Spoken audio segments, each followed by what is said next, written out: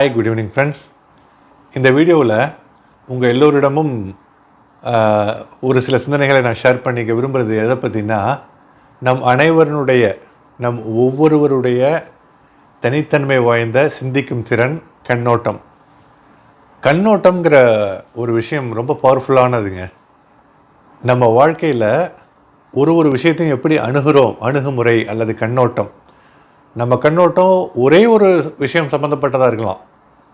அது நான் வேறு மாதிரியாக பார்ப்பேன், இன்னொருவர் வேறு மாதிரியாக பார்ப்பார்.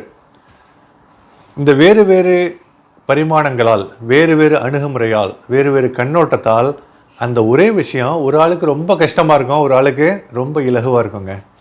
ரொம்ப வித்தியாசமாக இருக்குல்ல. ஆனால் இயற்கையினுடைய நியதி அதுதான். இது சம்மந்தமாக ஏன் நான் உங்கள்கிட்ட ஷேர் பண்ணிக்க விரும்புகிறேன்னா, நேற்று மாலை ஒரு நிகழ்ச்சி எனக்கு நடந்துச்சு. அது இந்த சப்ஜெக்டோட தொடர்புடையது.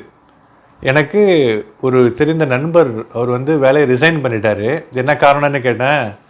அவருடைய பாஸ் ரொம்ப ரூடாக அவரை டீல் பண்ணியிருக்காரு. அவர் பாஸ் ரொம்ப நான் எல்லாரையும் வச்சுக்கிட்டு அவர் ஷவுட் பண்ணுறது, எல்லாரையும் வச்சு தனியாக கூப்பிட்டு திட்டினா கூட பரவாயில்ல, ஓரளவு யாருக்கும் தெரியாமல் நம்மளை மட்டும் திட்டாங்கன்னு சொல்லிட்டு ஏதோ கொஞ்சம் நம்ம டைஜஸ்ட் பண்ணிக்கலாம். ஆனால் எல்லாரையும் வச்சுக்கிட்டு நம்ம திட்டுறப்போ ரெண்டு விஷயங்கள் நடக்குது. ஒன்று, எல்லோர் முன்னிலையிலும் நாம் அவமானப்படுத்தப்பட்டு விட்டோமே, அவமானமாகி விட்டதுன்னு சொல்லிட்டு கூனி குறுகி அந்த ஒரு சூழல். இன்னொன்று, யாராக இருந்தால், நான் பாஸாக இருந்தாலும் வேலை செய்கிறவங்களுக்கு மரியாதை கொடுத்து தான் ஆகணும் இல்லைங்களா. பாஸுங்கிறதுனால ஒன்றும் பெரிய இதெல்லாம் இல்லையா. அப்போது அந்த குரலை உயர்த்தின அந்த விதம் அது மிகவும் ஒரு ரணமான ஒரு மனநிலையை உண்டாக்கி இருக்கக்கூடும். இந்த ரெண்டு விஷயத்தாலும் அவர் என்ன பண்ணார், ரிசைன் பண்ணிட்டார். பரவாயில்ல, இதுவாக நடந்தாலும் பார்த்துக்கலாம். அவர் இன்னும் வேலை கிடைக்கல, தேடலை. அப்புறம் அவர்கிட்ட நம்ம உட்காந்து கேட்டு அவரை கொஞ்சம் ஆறுதல் படுத்தி, ஒன்றும் பிரச்சனை இல்லை, இதுவாக இருந்தாலும் நம்ம பார்த்துக்கலாம், எந்த கவலையும் பட வேண்டாம், அவருக்கு நல்ல எக்ஸ்பீரியன்ஸ் இருக்குது, இந்த நல்ல எக்ஸ்பீரியன்ஸ் இருக்குது, வேலை தேடினா கொஞ்சம் நாளில் கிடச்சிடும், ஒன்றும் பிரச்சனை இல்லைன்னு சொல்லிட்டு அவரை ஆற்றுப்படுத்தி விட்டு அவரை கொஞ்சம் ஆறுதல் சொல்லிவிட்டு, அதுக்கப்புறம் உள்ளார நம்ம இன்னும் கொஞ்சம் டீட்டெயில்டாக கேட்டு என்னன்னு தெரிஞ்சுக்கிறதுக்காக அப்படின்னு சொல்லிட்டு நாங்கள் முக்கியமான நெருக்கமான நண்பர்கள் ஒரு 3 பேர் உட்காந்துருக்கோம். அப்போ கேட்குறப்போ அவர் சொல்கிறார், ஆக்சுவலாக இது ஆரம்பமே ஒரு 4-5 மாதமாகவே இது நடந்துகிட்ருக்கு. டார்கெட் பண்ணுற மாதிரி இவரை பண்ணி கேட்டால் கம்பெனி மேனேஜ்மெண்ட்டை இந்த நண்பர் அதை எஸ்கலேட் பண்ணியிருக்காரு. மேனேஜர் டாப் மேனேஜ்மெண்ட்டுக்கு. அதுக்கு அவங்க சொல்லியிருக்காங்க, அவரு தான் அந்த கம்பெனியில் முக்கியமான வருமானத்திற்கு காரணமான மிக முக்கிய பொசிஷனில் இருக்கிறவர், ரெவென்யூ அதிகமாக வருது, அவர் ஒன்றும் பண்ண முடியாது. அதே சமயத்தில் அதை நேரடியாக அவங்க அப்படி சொல்லாமல், அவர் எது செஞ்சாலும் வேலையை முடுக்கி விட்றதுக்கு தான் உங்களை அப்படி சொல்லியிருப்பார், மேபி அதை தவறாக சொல்லியிருந்துருக்கணும், அப்படி ஷவுட் பண்ணி அப்படி செஞ்சது தப்பு தான், அதனால் அதுக்காக நீ வேலையை விடணுமா அப்படின்னு சொல்லிட்டுருக்காங்க. என்னுடைய மற்ற 2 நண்பர்களும் அப்படி தான் சொல்கிறாங்க. என்னென்னா, ஒரு ஆள் செஞ்ச தப்புக்காக அந்த ஆள் இப்போ இருப்பார், நாளைக்கு போயிடுவார். எல்லாருமே ஒரு டெம்பரரி தான். நம்ம இந்த உலகத்தில் வேலையாக இருந்தாலும் சரி, லைஃபே டெம்பரரி தான். அப்படி இருக்கிறப்ப ஒரு ஆளுக்காக நீ அந்த வேலையை விடணும், அவர் மேபி வேறு ஒரு டிபார்ட்மெண்ட்டுக்கு நீ போக ட்ரை பண்ணு அப்படிலாம் ஃப்ரெண்ட்ஸும் சொல்லிகிட்டு இருக்காங்க. ஏன்னா எல்லாத்துக்கும் முழு முதற் காரணம் அந்த ஃப்ரெண்ட்ஸ் இப்படி சொல்கிறதுக்கு, அந்த வேலையை அவர் போகிறதுனால டக்குன்னு ஒரு குடும்பத்துக்கு பொருளாதார சிக்கல் உண்டாகுது, அடுத்த வேலை கிடைக்கிறது எவ்வளோ நாள் ஆகுமோ, இல்லாட்டி இவர் இந்த டார்ச்சருக்கு காரணமாக இருக்கின்ற அந்த பாஸ் கூடிய சீக்கிரம் வெளியில் கூட போயிடலாம், பல காரணங்கள் சொல்கிறாங்க. நான் என்ன சொல்கிறேன்னு தெரியாமல் கொஞ்சம் யோசிச்சுட்ருக்கேன். ஏன்னா இந்த மாதிரி சுச்சுவேஷனில் நான் அண்டர்கோ பண்ணி இதே மாதிரியே நான் ரிசிக்னேஷனும் பண்ணியிருக்கேன். ஸோ என்னை ஒத்த மனநிலையுடையவர் நண்பர். அதனால் எனக்கு மற்ற நண்பர்களும் அதே நலம் விரும்பிகளாகத்தான் சொல்கிற வெல்விஷர்ஸ் தான் அவங்களும். ஆனால் அவங்க சொல்கிற அந்த அட்வைஸை என்னால் இவருக்கு பண்ண முடியல, என் நண்பருக்கு. நானும் அவருடைய மிகச்சிறந்த நலன் விரும்பி. எதனால் சொல்லணும்னா, கண்ணோட்டம். ஒருத்தவங்களுக்கு எனக்கு தெரிஞ்ச ஒரு சில ஃபேமிலி ஃப்ரெண்ட்ஸுக்கு தெரிஞ்சவங்க, அவங்களுக்கு தெரிஞ்சவங்க ஒரு சில பேர் இருக்காங்க. அவங்கள சொல்லி நான் கேள்விப்பட்டிருக்கேன். பாஸ் திட்டு கண்ணாபண்ணான்னு டெய்லி திட்டிகிட்டு இருப்பாராம். அவர் இந்த காதில் வாங்கி அந்த காதில் விடுன்னு சொல்லுவாங்கல்ல, இந்த காதில் வாங்கினா தானே பிரச்சனை, வாங்கவே மாட்டாராம்.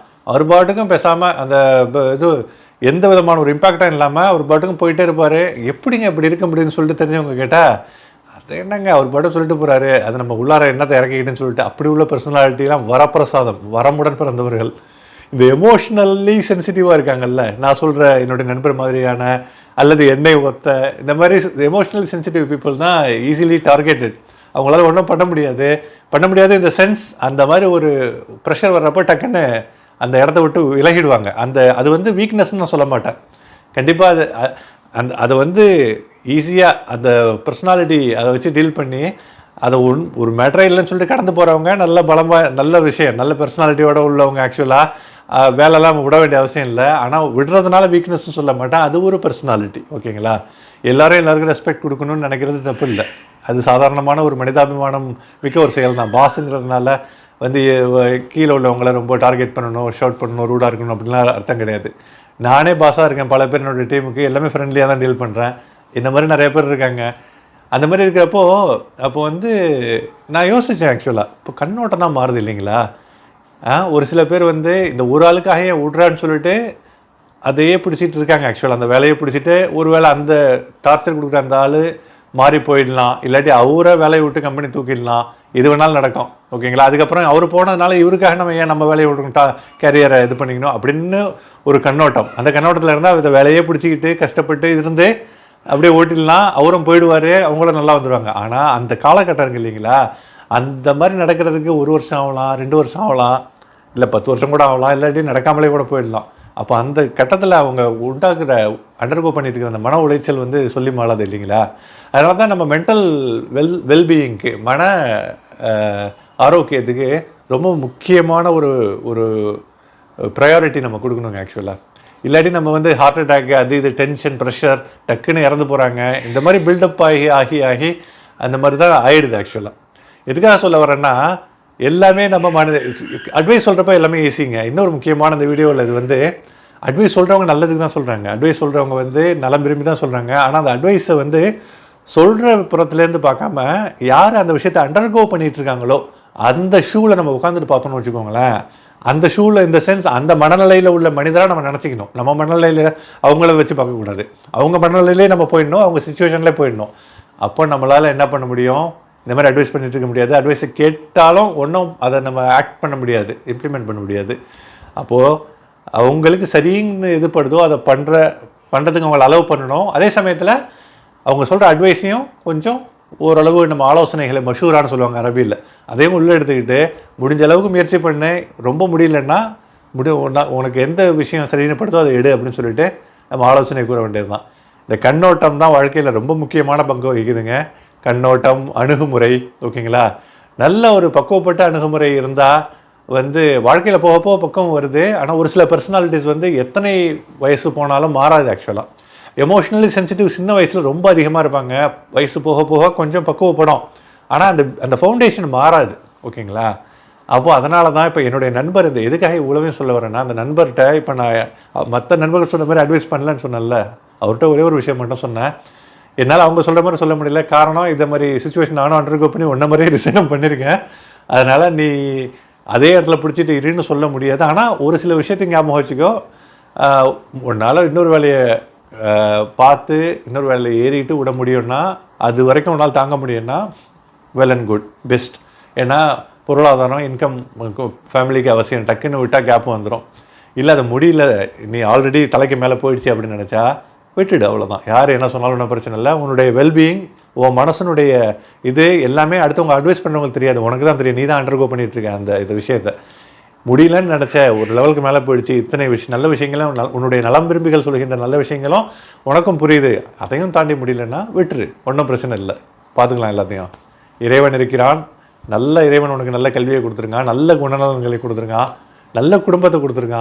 It's a matter of few months, 1 or 2 months, even less than that, யாருக்கு தெரியும், அடுத்த வேலை கிடச்சிடும் அப்படின்னு சொன்னேன். இதை பற்றி நீங்கள் என்ன நினைக்கிறீங்க? உங்களுடைய பர்சனாலிட்டி எப்படி? இதை பற்றி கமெண்ட்டில் ஷேர் பண்ணுங்கள். வீடியோ பிடிச்சிருந்தால் லைக் பண்ணுங்கள், ஷேர் பண்ணுங்கள். இன்னொரு நல்ல வீடியோவில் நல்ல கண்டென்ட்டில் உங்கள் அனைவரும் சந்திக்கும் முறை விடைபெறுவது உங்கள் சகோதரன் Noorullah. Thank you guys, have a fantastic evening ahead. Piece.